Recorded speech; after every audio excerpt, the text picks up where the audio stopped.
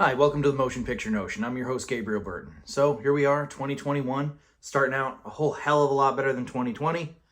I might have coronavirus. I'm not sure. I just went to go test it. I just went to go get tested. It was like the movie Outbreak. I should do a review for that with just like National Guard and shit. And they had like a hazmat tent that we had to go through. Anyways, this might not be my setup. I just figured to hell with it. My buddy Carlos got me an awesome tripod for my camera. I also have a new phone/video camera, so the resolution, sound quality, video quality, everything should be better. I don't typically do this on my film channel, but I have two ideas really for book reviews. Now, the one that I'm going to get to in good time relates directly to movies, which is It. I want to do like a 3-episode deal where it's like I discuss like the book, the miniseries, the film, the broad story of It, how I think, one version of the film was superior to the other or vice versa, and what like my idea of the perfect adaptation would be.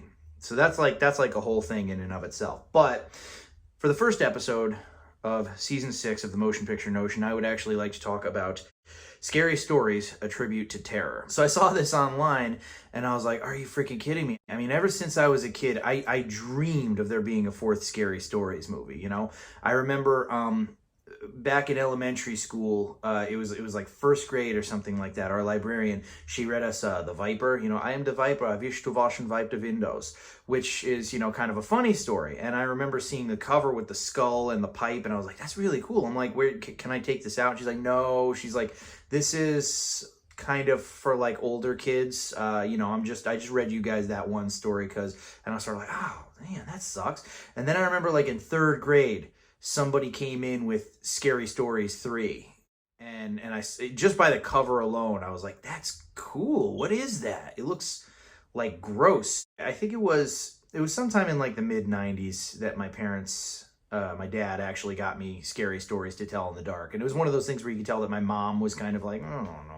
And that was always the best thing. When my mom was unsure whether or not I should be watching it or reading it, it was sort of like, oh yeah, no, it's fine. This is going to be great. And I remember that the pictures, they were they were like dripping. It looked like gore. It wasn't, but they just looked gross and off-putting and unsettling, but cool, creepy, moody. This new book that has come out this past year, it's really good. It really is. The only thing that I will say about it, honestly, in comparison to the others, is that the first 3 were all based off of folklore. This book is just new stories from these 2 guys in Utah. One who illustrates just like Stephen Gamel, and the other one who who writes these stories pretty well. I mean, they're done definitely in the vein. There's a couple parts here or there where I'm sort of like, eh. Also, I mean, they're not like as gross as the old ones, but they're pretty close, like it's definitely something that wouldn't be like the mainstream by today's standards. And I love how Scholastic will have like nothing to do with it now. I mean, even as it stands, this isn't like an official 4th Scary Stories book. It's a tribute to terror. I will say that this book is a lot longer. There are a very fair decent amount of stories in here. The first couple chapters, a lot of them are throwaway stories. In fact, at first, I wasn't even sure that I was going to like the book. And I remember having a similar experience when I read the first Scary Stories to Tell in the Dark, because, how the first chapter is called Ah, and it's like literally like all these stories and little skits and shit that end with you going, ah, to like terrify an audience. And the first time I read it, I was like, I don't like get it, Then I read it a couple times. Okay, I understand how this is supposed to work. And then, I was like reading one of these stories, and it literally makes no sense at all. It's really just a series of feelings, not linear events. And I'm reading it, and then it just kind of ends like in sort of a bleak but kind of kind of way. And I was like, what the hell was that? I was like, that kind of comes across like a nightmare. And then I went back and I looked, and the first chapter is called Nightmares. So I'm like, Stupid. The stories get a little bit lengthier and a little bit more in depth as the book goes along. It is a lot longer.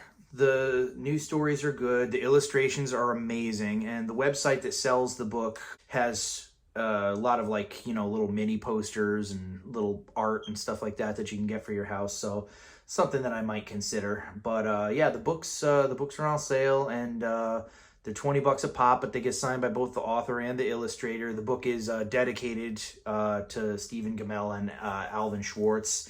And yeah, honestly, I mean, if you guys are, you know, like 80s, 90s kids, and you kind of grew up with those books, or, you know, even if you've picked them up afterwards, and you're like, wow, these are cool, these would never get made today, you know, and you just became a fan, I would definitely recommend checking out this new book. It is a very, very, very solid tribute. It's very clear that the people who created it, who collaborated on it, really cared. And even if you read like the introduction at the beginning of the book, that's essentially what the author was saying, you know, that like he was like he rented out that book from the library, the school library, so much, the first Scary Stories to Tell in the Dark, that they actually told him like he couldn't do it anymore because he was hogging it from the other kids. And he said when he saw more Scary Stories to Tell in the Dark, he was mind blown. And you know, and like me, he always kind of had that dream of like that fourth book coming out. But I believe that Alvin Schwartz died shortly after the release of Scary Stories 3. So he, like many of us, always had that kind of like, imagine if they did another one, you know? And hey, imagine if they did another one. If that hadn't been the case, maybe there would have been a Scary Stories 4. But at any rate, this is the unofficial Scary Stories 4. I wouldn't really include it directly with the other ones, but I bought 2 copies, one for reading, one to just sit on my shelf because both of them are signed. And yeah, book has my full recommendation. It's pretty gross, it's pretty creepy, and it pushes the boundaries almost in the same way as the original books, I would say. So definitely give it a read if you get the chance.